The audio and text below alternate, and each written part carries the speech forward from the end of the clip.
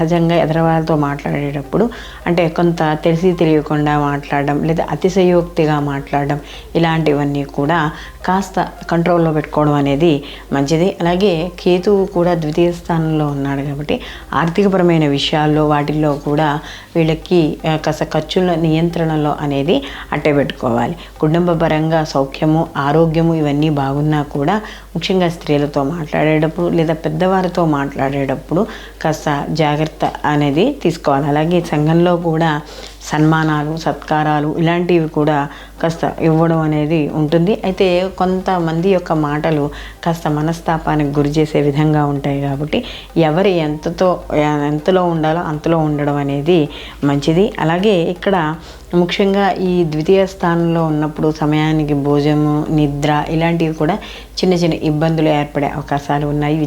విద్యార్థులకు అనుకూలంగా ఉంది.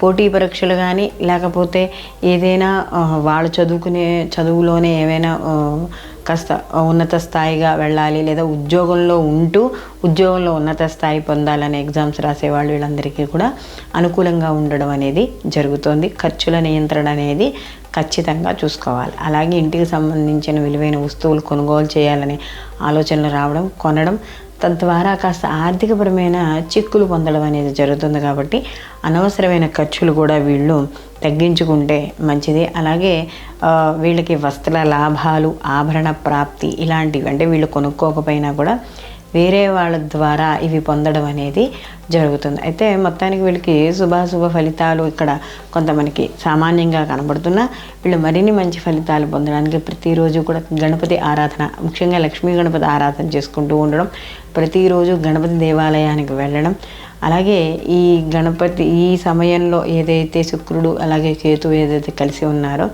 ఈ సమయంలో ప్రతిరోజు కూడా గణపతికి గరికని సమర్పించడం, అలాగే కనకదార స్తోత్రాన్ని పారాయణ చేయడం ద్వారా మరిన్ని మంచి ఫలితాలు పొందడం అనేది జరుగుతుంది.